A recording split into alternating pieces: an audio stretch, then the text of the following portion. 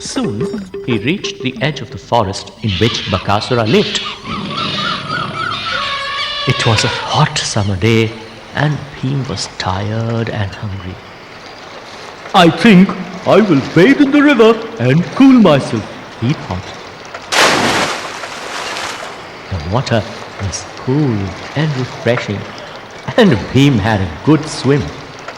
As he finished his swim and came out of the river, he began feeling hungry. He looked at the cart of food and decided it was time to eat. Then he looked at the buffaloes. Oh, you poor things! I'm not going to let the evil Bakasura eat you up. He then let the buffaloes loose and let them wander towards the village. Now I can start my feast. Bhim settled down near the cart and began to eat. He had not eaten such delicious food in many days. There were puris and pulao, sweets of different kinds, fresh juicy apples and grapes, laddus and jalebis. Bhim was thrilled to have such a feast. Meanwhile, in the forest, Bakasur was growing impatient. I'll roar and I kill, if I should. But I have to have my cart of food. To eat, to feast, and to enjoy, I need 2 buffaloes and a human boy.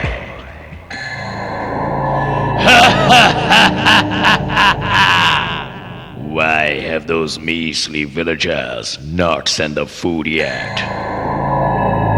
They can't possibly forget. I will wait for a little longer. Yeah! He thought. But as time passed by, he got very hungry. I cannot wait any longer. I will go to the village and teach those villagers a lesson. Bakasura strode furiously towards the village. As soon as he got out of the forest, he saw Bhim and the cart of food. He was surprised. That is a strange sight. That must be the food that the villagers sent for me. But who is that human? And where are the buffaloes? Has this strange human eaten the buffaloes too? The thought made him furious. I will teach this human a lesson of his life and then eat him up. He made a loud roaring noise and rushed towards Bhim. Yeah! But Bhim was so engrossed with his feast that he did not even hear Bakasura. Bakasura was shocked. I have never seen a human like that before. The ones they sent earlier used to tremble at the mere sight of me. He rushed towards Bhim furiously.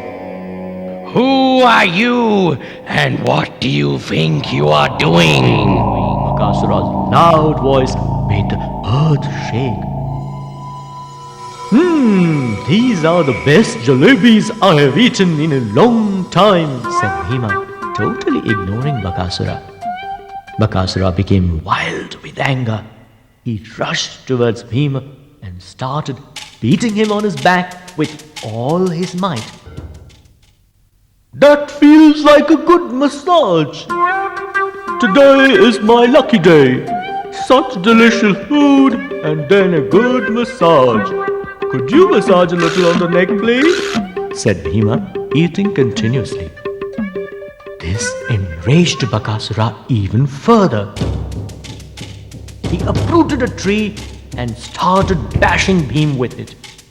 To his astonishment, he did not even manage to budge Bhim. What a weakling you are! Don't you have any strength? You are only tickling me, taunted Bhim. Bakasura roared with fury and started uprooting trees and destroying everything that came in his way. Fierce winds started blowing all over. Thunder sounded and lightning struck. The whole forest was engulfed in terror. Animals ran helter-skelter. Birds ran for shelter. Everything was in a state of terror. In between all this, Bhim was enjoying his feast. Bakasura kept on beating Bhim and Bhim kept on eating. This went on till Bhim finished all the food in the cart. After he finished the food, he walked to the river and drank lots of water. Oh, that was a good feast, He said satisfied. He then turned his attention towards Bakasura. So, you are the demon who has made life miserable for the people of the village? He said. I will deal with you now. Bhima then lifted the huge Bakasura with one hand and dashed him to the ground. With a loud shriek, Bakasura fell to the ground, creating a huge hole in the earth. With one more blow, Bhim finished off the wicked demon. Hearing his screams, Bakasura's demon friends came out of the forest to help him. They were shocked by what they saw. So, you are the friends of this weakling, huh? Come, let me teach all of you how to behave yourselves. Oh, no, Bakasur. We don't know any Bakasur. We were just passing this way. In fact, we were just about to leave this forest and never come back, They said fearfully. So, go away and remember, if any of you harass a single man in the village, you will meet the same fate as your friend Bakasur. Warned Bhim. All the demons ran for their lives. Bhim dragged the huge body of Bakasura up to the village gates. He kept it outside the gates for the villagers to see and went home quietly. The Brahmin and his son rejoiced as they saw Bhim. Oh, wonder of wonders! We are so happy to see you. We will never forget what you have done for us, my son. The next morning, the villagers saw the huge body of Bakasura at the city gates. There was terrific excitement everywhere. Can you believe it? Somebody has killed the wicked Bakasura. We are freed from this torture and harassment. God bless the noble soul who has freed us from this great problem. The Pandavas were happy for the villagers, but they kept their little secret to themselves. The whole village rejoiced, and there were celebrations for many days. The demons of the forest never bothered them again, and everybody in the village lived happily ever after.